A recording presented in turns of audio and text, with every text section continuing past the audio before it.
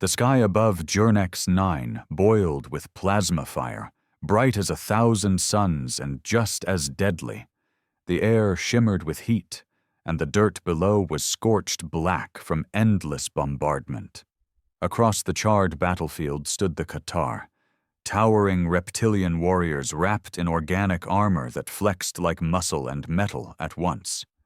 They roared, their voices thundering through the atmosphere as if the planet itself feared them. They had won every war for 100 star cycles.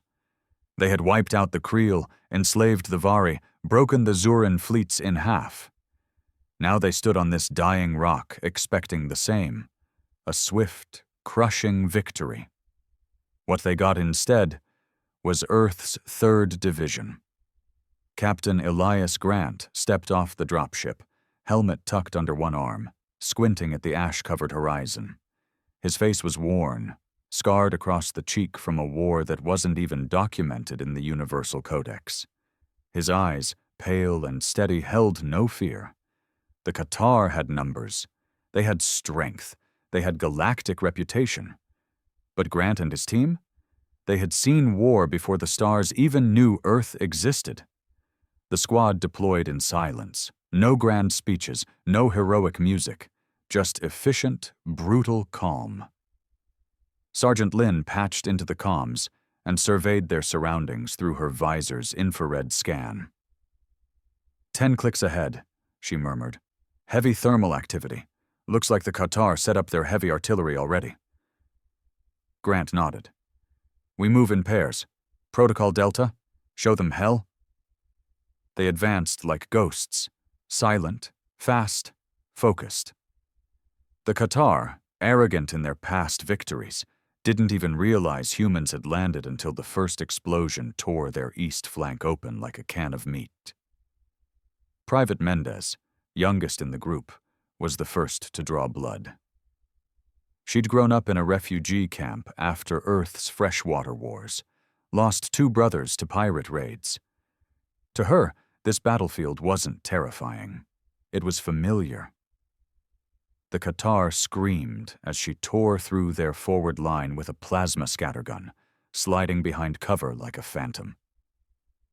They're smaller than we expected, one Cathar commander shouted, voice crackling through a translator. But fast, unpredictable.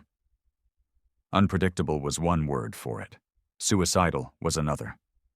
The humans didn't wait for orders. They adapted, improvised. They flanked hard, used terrain the Cathar considered useless. Mud pits, slag piles, broken husks of alien tanks, all tools in the hands of Earth's warriors. Grant ducked under a Cathar blade, rolled forward, and shoved a detonation charge directly under the creature's chest plate. As he dove clear, he muttered, "You think this is war?" Boom. He stood over the charred remains. Try losing your hometown to orbital strikes and then crawling through its ashes to bury your mom. To the Cathar, war was honor, structure, formations. But to humans, war was survival, ugly, dirty, and personal. They didn't fight to win medals. They fought because losing meant extinction. By nightfall, the sky still rained fire, but the field had changed. The Cathar had retreated a full mile back. Earth's 3rd Division had claimed the ridge. Lin knelt beside a fallen alien soldier, scanning its tech. They're running predictive simulations, trying to guess our moves. Mendez laughed darkly. Good luck with that. I can't even predict my own moves. They sat around their temporary camp, eating rations with dirt still clinging to their faces. Grant looked across at his people, scarred, ragged, but undefeated. We're not heroes, he said, voice low. We're just used to pain. Above them, the Cathar War Council stared at their tactical screens, disbelief turning into fear. These humans, they fight like they've lost everything already. No, growled their commander. They fight like they have nothing left to fear. Rain began to fall. Not the kind of rain anyone from Earth would recognize. This was acidic, thick like oil, hissing as it hit the scorched metal and synthetic armor. But Earth's 3rd Division didn't flinch. They'd fought in worse, under chemical monsoons in the sulfur pits of Titan, through radioactive blizzards on Europa's colonies, and under the blood-soaked heat of the Sahara, back when Earth was still killing itself. Captain Grant leaned back against a rusted-out hull of an enemy walker and let the drops slide off his armor. His helmet sat beside him, visor still flickering from a minor EMP pulse. He looked tired, but not worried. "We've got about 30 hours before they regroup," Lynn said, checking her tablet. "They're calling in reinforcements. Bigger ones." "Good," Grant replied, not looking at her. "Let them come." The humans spent the lull digging in, laying traps, reinforcing what little cover they had, and hacking the enemy's tech. Mendez rigged a pair of motion sensors to a pile of broken Qatar armor, muttering old Spanish curses as she worked. She wasn't military trained. She was street-raised. She'd learned to strip and wire bombs in the alleyways of New Bogota while dodging drones and debt collectors. Grant watched her for a moment. "You always this quiet before a storm?" She didn't look up. "Only when I know the storm's not going to end well. For them." Night fell again fast on Journex 9. The planet's twin moons rose, casting a pale red light over the terrain. And with it came the sound of drums, deep, tribal, shaking the ground itself. "They're taunting us," said Lynn, perched high with a sniper scope. "No," Grant replied. "They're warning us. They think they're being merciful, giving us a chance to surrender." The squad burst out laughing, dry, humorless, the kind that came from knowing exactly what kind of monsters they were up against, and not giving a damn. But the Qatar weren't bluffing. When they came, they didn't march, they charged. 12-foot-tall berserkers armored in living steel, wielding dual plasma axes and roaring their war chants in ancient tongue. And behind them, long-range biocannons the size of shuttles pounded the ridgeline, shaking the humans' teeth in their skulls. Lynn dropped the first berserker with a single rail shot to the eye. "1," she whispered. "A second. 2. Third. Missed." The thing kept coming, even with half its jaw gone. "Grant," she yelled. "We've got heat down both sides." Grant didn't answer. He was already moving. In a blur of motion, he launched himself off the ridge, firing grenades mid-air before landing with a brutal crunch into a Qatar squad. His boots crushed bone. His blade sang. They had numbers, but the humans had experience in dying. Private Reznor, a former pit fighter from Earth's underground war arenas, took on a berserker solo, slicing into it with repurposed mining blades, laughing like a man who'd stared death in the face and invited it to dance. "They hit harder than your average Earth cop," he shouted over the comms. Mendez was the one who finally cracked the cannon line. She crawled through a trench of mud and corpses, planted 4 charges beneath the enemy's biocannon nest, and triggered it with a whispered, "Adios." The explosion lit the night like a second sun. Half the ridge vanished. So did 2 Qatar platoons. But it cost her. She came crawling back to the human line, blood pouring from a gash down her side. Grant knelt beside her, applying pressure. "You good?" She winced, grinning through it. "Good enough to finish the job." By dawn, the Qatar retreated again, more cautious this time. Fewer roars, more whispers. "They're scared," Lynn said, watching their movement from her perch. "They've never seen this kind of resistance." "They've never fought humans," Grant replied. "Not real ones. Not the kind who grew up on a planet that eats the weak." Behind them, the human flag. Tattered, burned, barely more than a scrap of fabric, still fluttered on a bent metal pole. The message was clear. Earth had bled before. Earth had starved, burned, and clawed its way out of its own grave. And if this was war, Earth's warriors had seen worse, The Qatar War Council was in chaos. Inside a massive obsidian command dome lit by pulsing veins of biolight, a dozen high-ranking warlords argued in overlapping roars. Tactical holomaps flickered, showing red zones where Earth's 3rd Division had shredded through every forward position. What was meant to be a show of dominance had become a nightmare. "These humans are not soldiers," bellowed Commander Vakrul, slamming a clawed fist into the table. "There's something else. They kill without formation, without warning, without mercy." "They are undisciplined animals," growled another. "We should have crushed them in the first hour." Vakrul's eyes narrowed. "Animals don't kill elite berserkers with scavenged weapons and homemade bombs. Animals don't break artillery lines in the middle of a charge." Silence followed. And then the final decision was made. Send in the Cathrex, the Qatar's most elite, a unit trained not for conquest but extermination. Genetically enhanced, psychotically loyal, and equipped with weapons forbidden by galactic law. Meanwhile, back at the human camp, things were far less dramatic. They were eating cold protein paste and patching up wounds with burnt gauze and stubbornness. Lynn had taken a bullet through the thigh. Reznor was down 2 fingers, and Mendez was held together by 4 different types of alien staples. No one complained. Grant sat beside a crackling energy lantern, polishing his knife. Not for ceremony, just muscle memory, the kind born from 1,000 nights in 1,000 hellholes. "They're coming again," Lynn said, her tone flat. "How many?" he asked without looking up. She checked her scope, frowning. "Too many. But these ones? They're different." Mendez leaned against a supply crate, eyes half shut. "Different like we might die tonight different? Or different like they just got an upgrade?" Lynn didn't answer. That said everything. The Cathrex hit just before dawn. They didn't roar. They didn't chant. They moved like shadows, fast, fluid, precise. Their armor shimmered in and out of visibility, their weapons cut through cover like it was paper. The humans barely had time to react before the perimeter lit up in screams and blood. Reznor was the first to engage.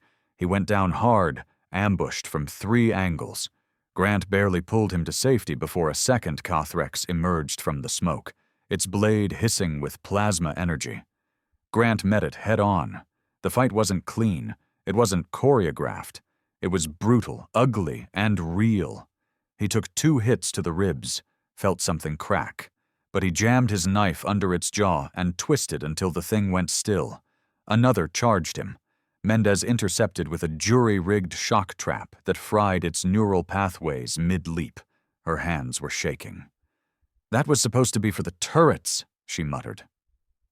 Lynn, from above, picked off 3 before they got too close, but even she couldn't keep up. "They're adapting. They're learning our patterns." Grant pulled Reznor to cover and shouted through the comms. "Then stop giving them patterns. Break formation. Go feral." That's when everything changed. The humans scattered, not in fear, but by design. They started moving erratically, breaking lines, flanking in unpredictable directions. They ignored their own command structure. They fought the way Earth had taught them, chaotically, emotionally, with raw rage and cunning. And suddenly, the Cathrex were on the defensive.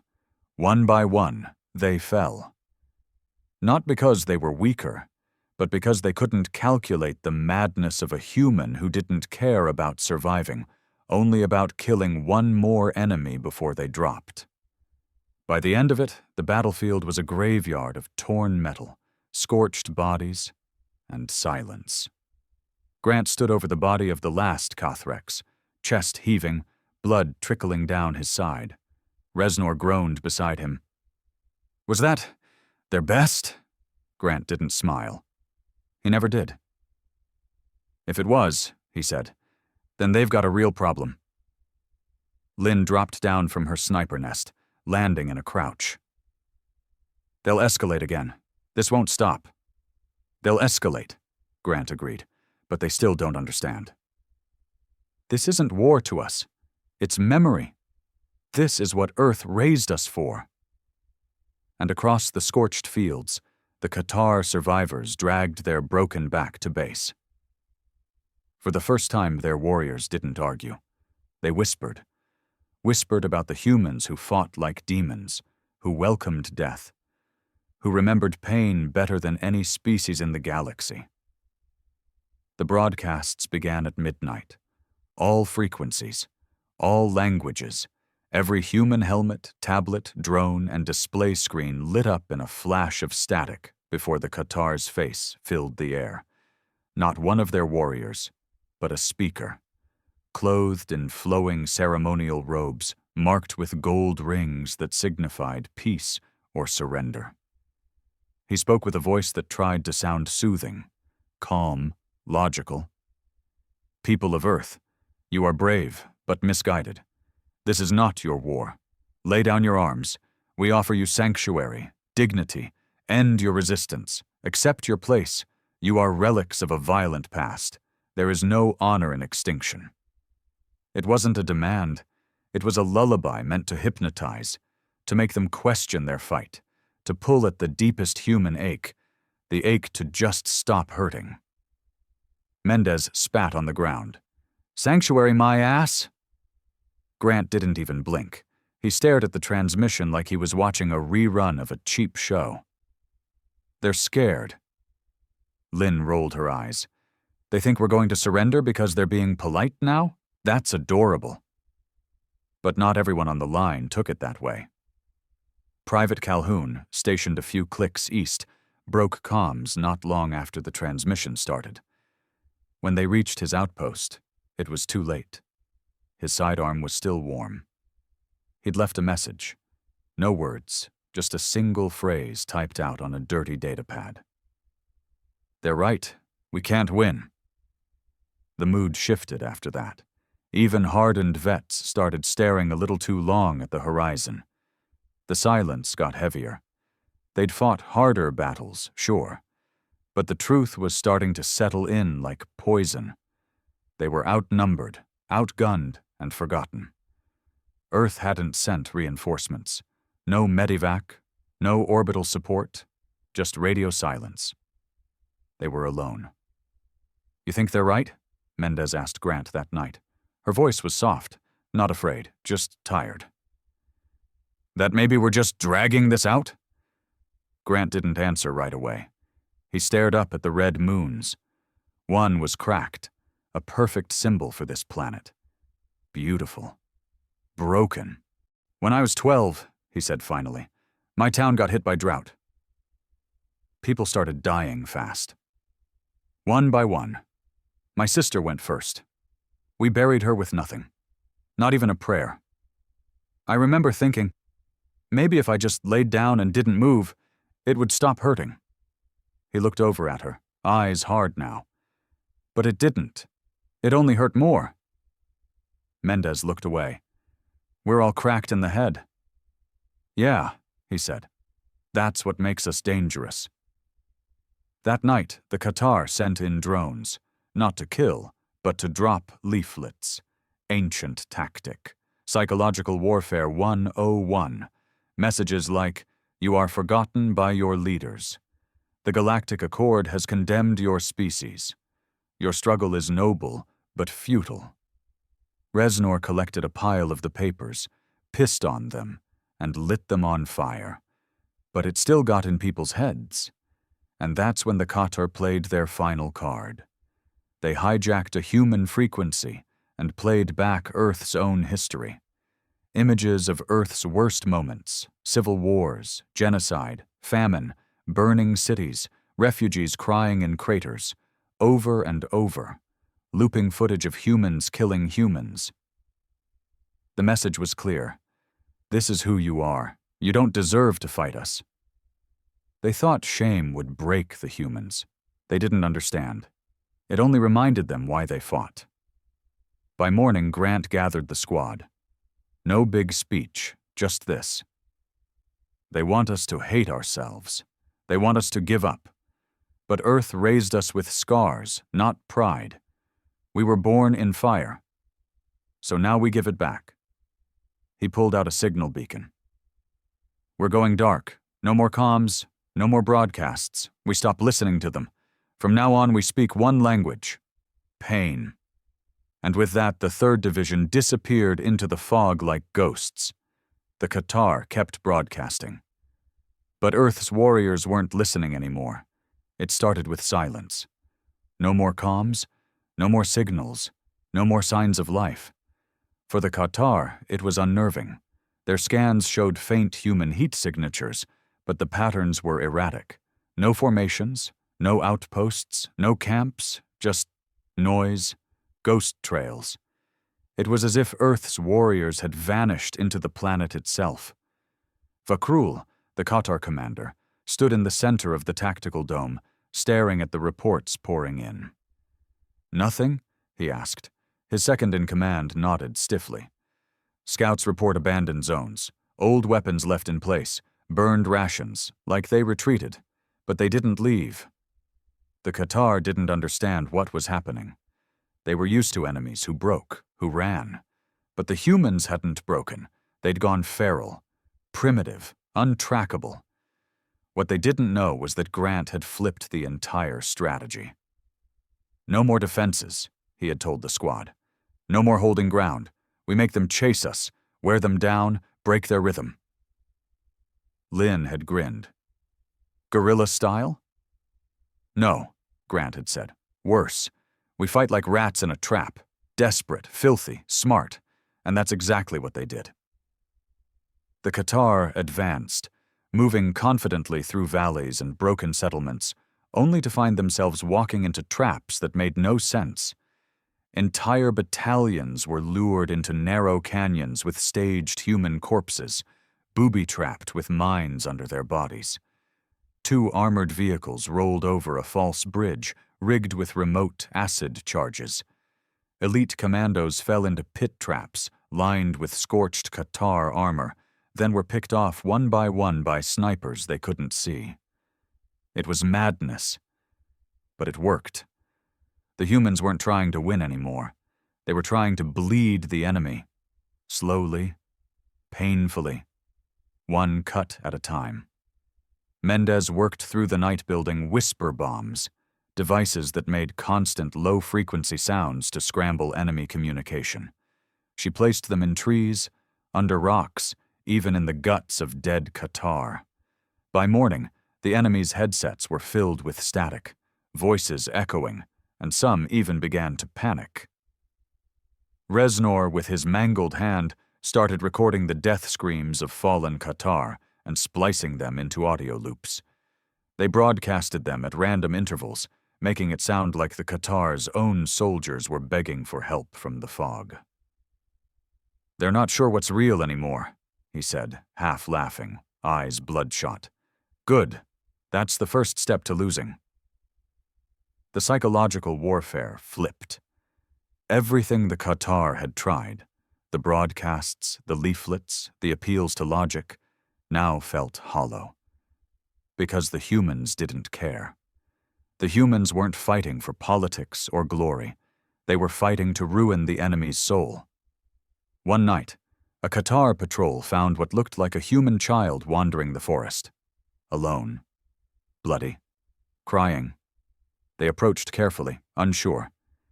Then the child lifted its head and smiled. Boom. Tripwire mine rigged to a puppet. 3 dead, 2 more wounded. "This is savagery," one Cathar lieutenant growled, limping back to base. "They are beneath us." Vakrul slammed his fist down. "Then why are they winning?" Back in the human hideout, deep underground in a collapsed tunnel system the Cathar believed was uninhabitable, Grant crouched over a map scratched into dirt and blood on a metal plate. "They're unraveling," he said. "They think honor wins wars. We know different. We know what it takes." Lynn lit a homemade torch and whispered, "What's the next move?" Grant didn't look up. "We hit their food supply. We poison their water filters. We turn their reinforcements against them. Then when they're starving and sick and desperate, he finally looked at his team, what was left of them. We show them what Earth really is. Outside, the wind howled over a field of smoke and ash, and buried in that ash, hidden beneath alien soil and old bones, Earth's warriors waited with knives in their teeth and nothing left to lose. The infection began slowly, not a virus of the body, something deeper, a rot in the mind. Doubt. The first signs were small. Qatar patrols reported hearing voices in places where no humans had been seen. Some swore they saw ghostly figures, humans with faces burned off, eyes glowing, walking through fire untouched. Of course, none of it was real. Not exactly. But the Earth warriors had been in enough wars to know you don't need to kill the body when you can break the spirit. Grant had tasked Mendez and Reznor with setting up whispers across the valley, portable audio loop stations hidden inside old helmets and salvaged drone parts. They played hours of screams, static, and warped human lullabies slowed to a crawl. It didn't hurt anyone physically, but it made the Qatar afraid to sleep. And that was the beginning of the end. In their main base, Commander Vakrul stood facing his war council again, what remained of them.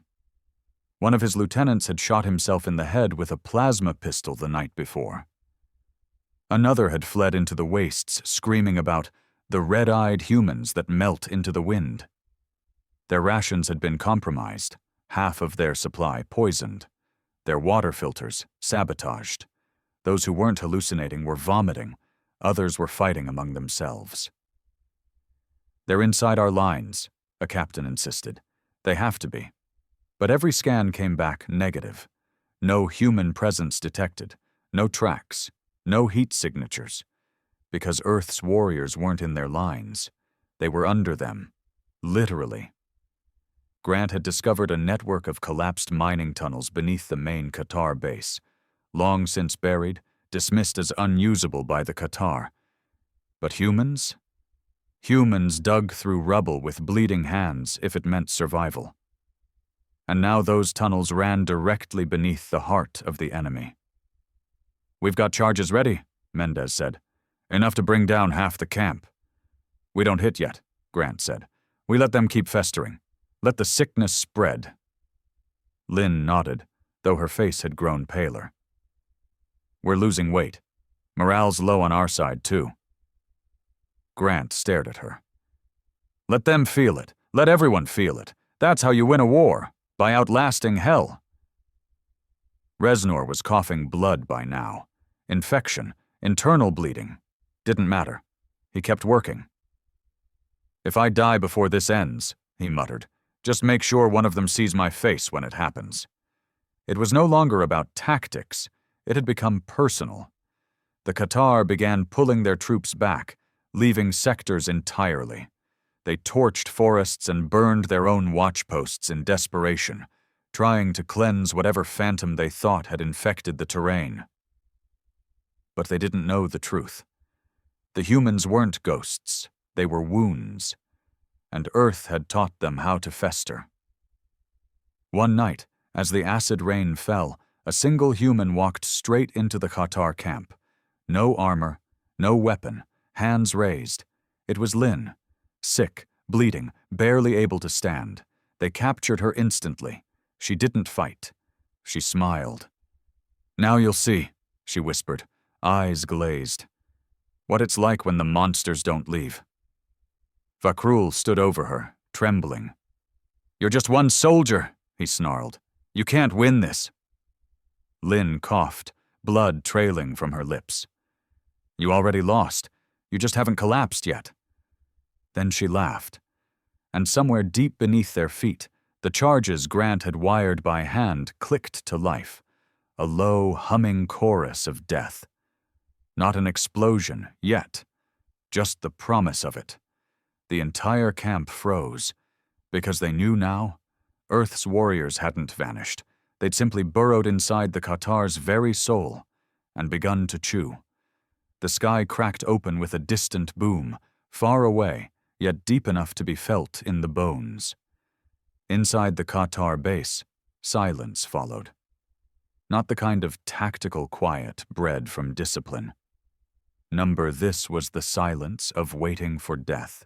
Commander Vakrul stood over Lin, the human prisoner barely conscious, strapped to a vertical slab in the center of their command dome.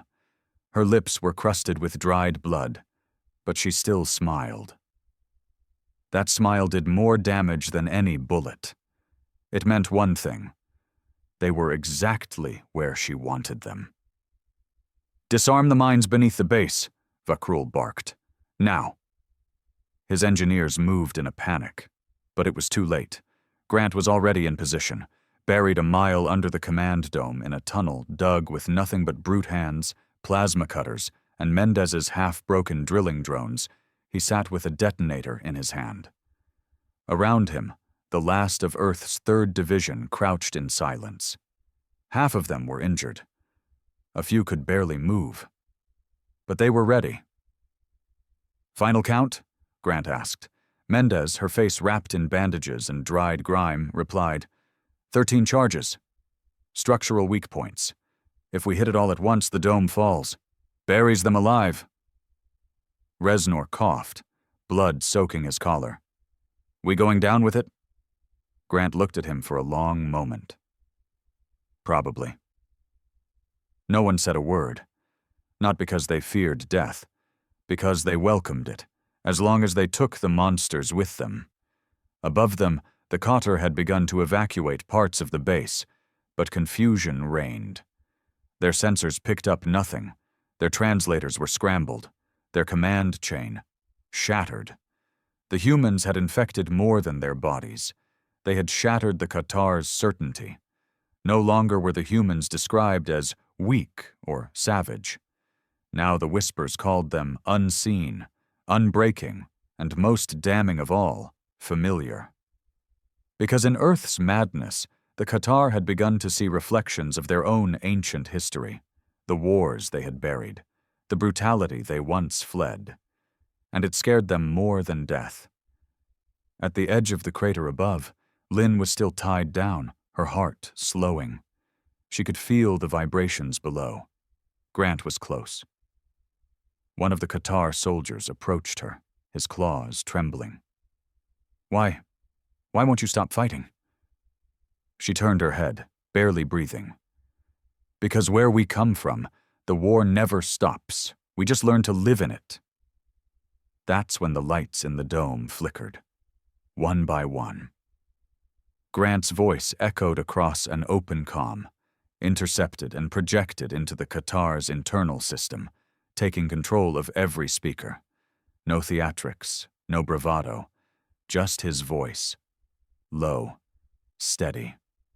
"You should have killed us the moment you landed. But you hesitated. You thought we'd surrender like your other victims. You thought Earth was weak. You were wrong. Now you get to die in the dark." Grant pressed the detonator. The world buckled. Above ground, the dome imploded inward with the force of a collapsing mountain. Qatar screamed as steel and stone caved over their heads. Fire shot through cracks in the earth. Buildings folded like cards. Towers of ash mushroomed into the air. Inside the tunnels, the humans didn't try to run.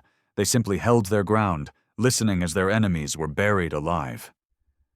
Lin, somehow still conscious, watched the dome fall from her perch.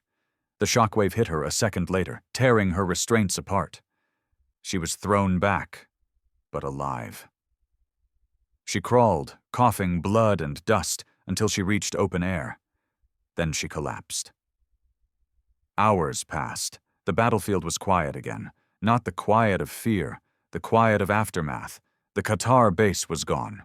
Nothing left but smoke, silence, and one tattered human flag fluttering among the ruins. From the shattered tunnel below, a hand emerged. Grant, alive. Barely. Behind him, Reznor dragged himself out, one leg missing, eyes wild. Mendez came next, covered in burns, grinning like she'd just finished a good joke. One by one, The last of Earth's warriors rose from the dirt, blackened, bleeding, but still standing. They didn't cheer. They didn't cry. They just looked at what they had done and knew it wasn't over yet, because war was all they'd ever known. And Earth wasn't finished sending its message. The war didn't end with a surrender. There were no treaties signed, no fanfare, no declarations of peace. The Qatar didn't call for a ceasefire. They vanished. Scouts reported entire battalions abandoning their posts. Warships lifted off without orders. Transmission logs showed confused chatter, commands ignored, orders overridden, captains arguing mid-flight as they fled the surface of Jurnex 9 like rats from a sinking star cruiser. They didn't retreat because they were defeated in numbers. They retreated because something had broken. Faith. Faith in their superiority, in their invincibility, in their place atop the galactic food chain. And Earth's 3rd Division had shattered it with a war fought in dirt, blood, and madness. Grant stood at the highest ridge above the ruins, wrapped in a torn survival blanket. His armor was cracked. One eye swollen shut. His body was broken in more ways than he could count. But he stood. Beside him, Mendez leaned on a steel rod for support. Lynn's leg was bound in scavenged synth tape. Reznor had stopped talking. He just stared at the horizon, twitching every time the wind changed. They weren't soldiers anymore. They were relics, warnings, living ghosts. And the galaxy was finally paying attention. A week after the collapse of the Qatar Command Dome, the first galactic drones arrived, silver ovals blinking with diplomatic lights, broadcasting peace messages in every known language. They hovered cautiously, scanning for threats, offering aid. Grant didn't shoot them down. He just didn't answer. They dropped food, medical supplies, a new comm relay, and still silence from the humans. Then came the analysts, the scholars, the galactic media, all wanting to understand how Earth, primitive, unstable, unworthy Earth, had broken the mightiest war machine the galaxy had known. They never got their answers. Because the ones who survived didn't want to talk. What could they say? That they'd won by becoming worse monsters than the enemy? That they'd laughed while bleeding and slept beside corpses they used for warmth? That the only reason they were still alive was because they'd accepted something the Qatar never could? That peace is a luxury of the naive. So the stories spread without them. The myths grew. Tales of warriors who didn't sleep, of humans who carved weapons from the bones of the fallen, of a captain who burned an entire base just to send a message. The galaxy whispered one name now with hesitation.